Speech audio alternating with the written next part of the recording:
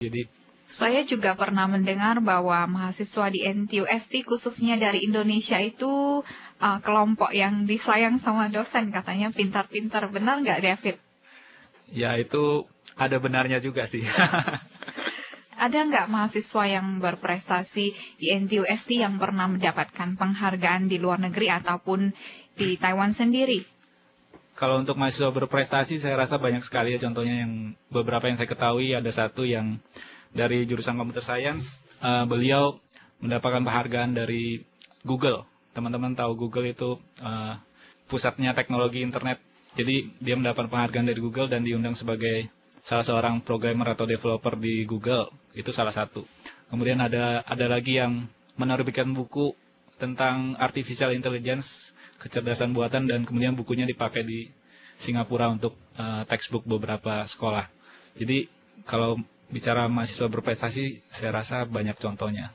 Wah, tampaknya orang-orang Indonesia yang berprestasi di Taiwan cukup banyak juga ya, cuman kita belum mengetahuinya saja. Betul.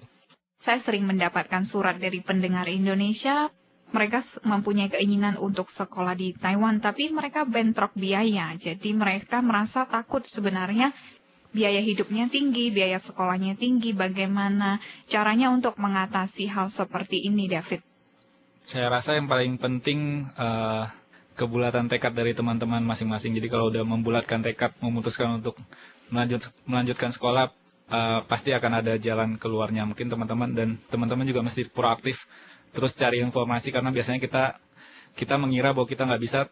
Sebenarnya ada informasi bahwa ada bantuan itu, tapi kita nggak tahu karena jadi terhalangnya karena kita tidak tahu ada informasi itu. Jadi saya dorong teman-teman untuk terus mencari informasi kalau memang membulatkan niat untuk melanjutkan sekolah.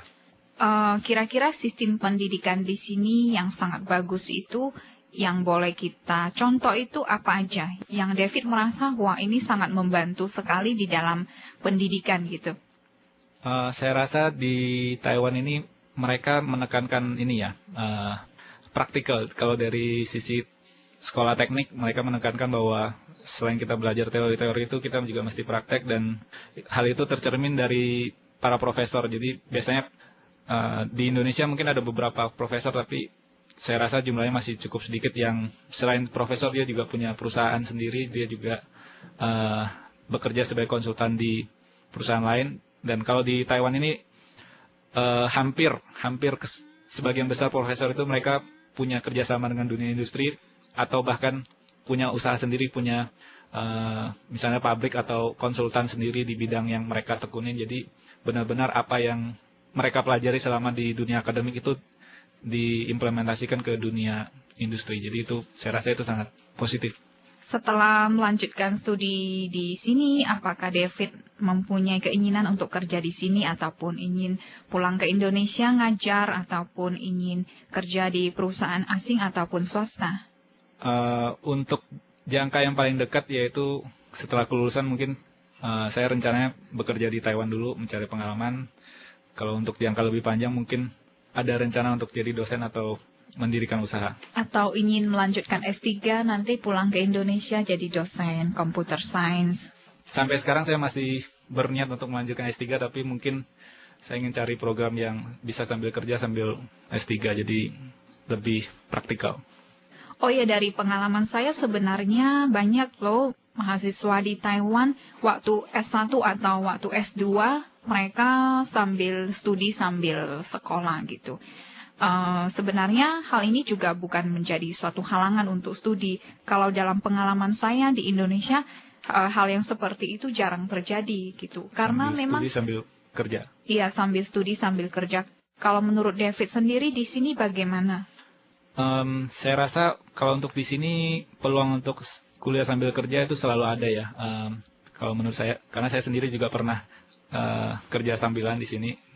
Mungkin karena saya dulu juga pas kuliah di Indonesia juga sambil kuliah sambil kerja, dan saya sih lebih menyarankan teman-teman selalu ada peluang, selalu ada jalan keluar. Contohnya kemarin saya membantu kantor International Affairs untuk mengurus mereka kunjungan ke Indonesia, dan bayarannya ya lumayan bisa buat beli tiket pulang pergi Jakarta Taiwan. Dan saya rasa pekerjaan-pekerjaan itu akan selalu ada, dan saya mendorong teman-teman sih kalau bisa mencari pekerjaan yang freelance. Jadi teman-teman mesti meningkatkan skills misalnya bahasa Inggris atau apa, karena mungkin ada kerjaan untuk menerjemahkan dokumen-dokumen ke bahasa Inggris atau menerjemahkan dokumen-dokumen ke bahasa Indonesia. Jadi pekerjaan-pekerjaan yang maksudnya komitmen waktunya nggak banyak tapi impact-nya, income penghasilannya cukup buat makan.